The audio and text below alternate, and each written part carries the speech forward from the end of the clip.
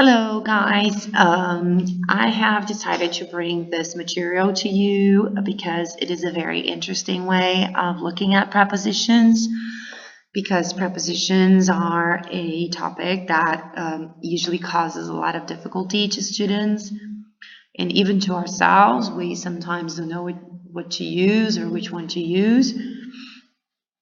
And then, of course, this topic that I'm going to talk about is not really the solution for all of this. Because prepositions use is usually very arbitrary. We can't really attribute a rule for when to use in or on or at or to in a lot of cases, right?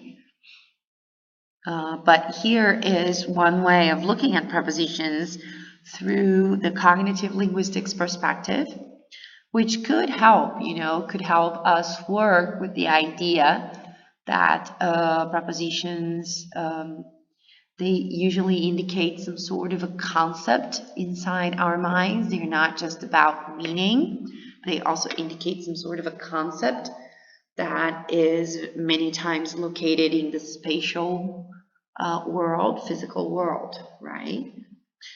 And this is why I brought the idea in this material regarding thematic roles, because thematic roles is a part of the semantics study, also the cognitive linguistics studies of semantics, right? And it's another way of looking at prepositions. I thought it would be an interesting adding to your general knowledge. So when we talk about thematic roles, we're talking about the role that a noun phrase, right, or the relationship or the semantic relationship. When we talk about semantic relationship, we're talking about meaning, okay, between the noun phrase or whatever phrase that includes the noun and the verb in the sentence, right? So the thematic roles tell us what is the role that these noun phrases plays in the action that is being described by the verb. So here we have a few examples on, for example, 19.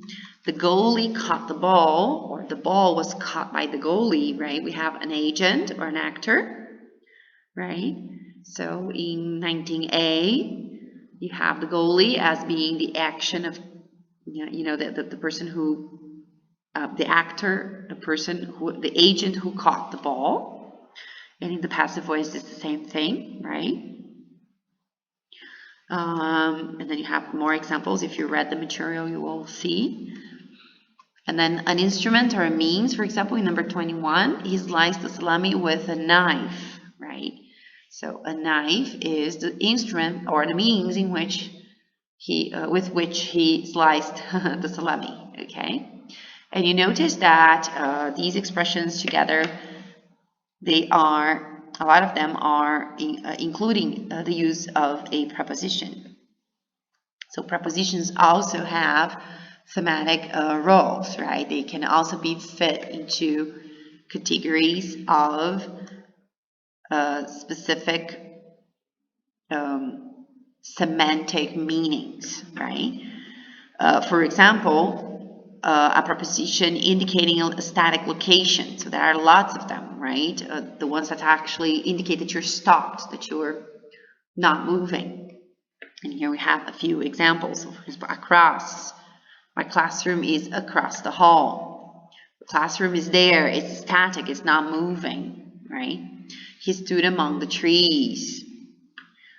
She's away from her desk right now, so she's not in her desk. She's somewhere else, right? So these are a few examples of prepositions indicating static location. It is also a very common characteristic that some prepositions, depending on the context they're inserted to, they're going to have more than one thematic role, right?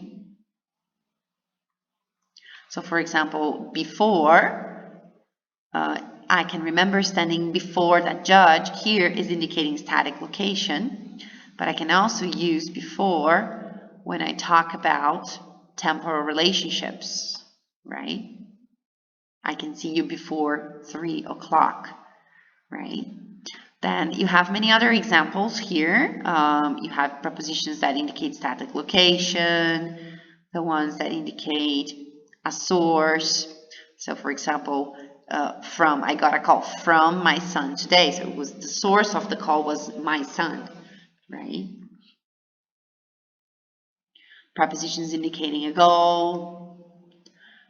And here you have an interesting explanation. For example, on versus onto. So please don't throw things on my desk, right? So the desk is the destination, the goal, right? But then you also have the entire team ran onto the court. So you have the movement. Usually when you have the movement, then you have the use of onto or into.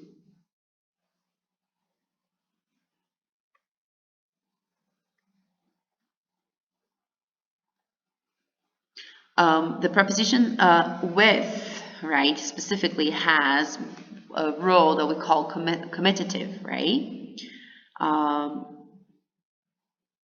Of course, with can talk about a role, like instrumental role, like he sliced the salami with a knife, right, the instrument.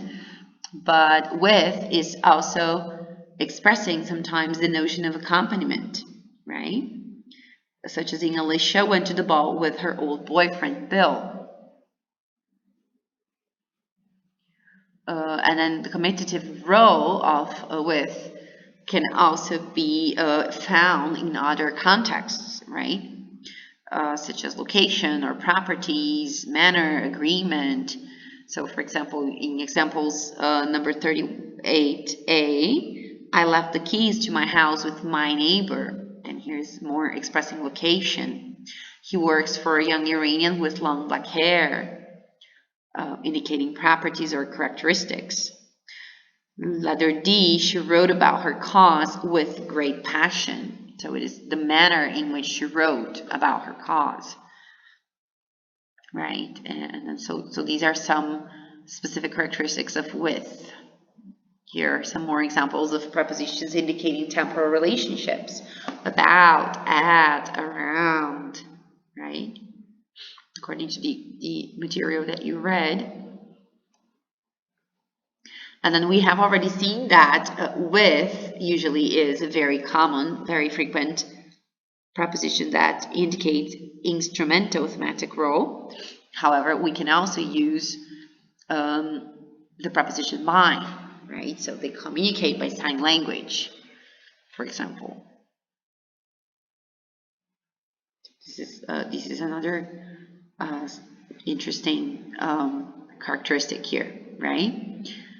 So like I said, I just brought this piece of information for you. It is very generally stated here. Of course, you can take a look at the source, which is up here, you know, the Teacher's Grammar of English. They have more details there about thematic roles, not only for prepositions, but for other categories as well.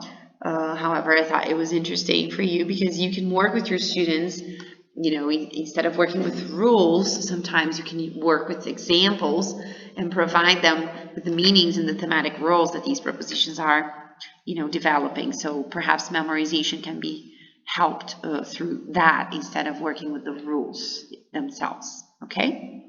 So see you next time. Bye-bye.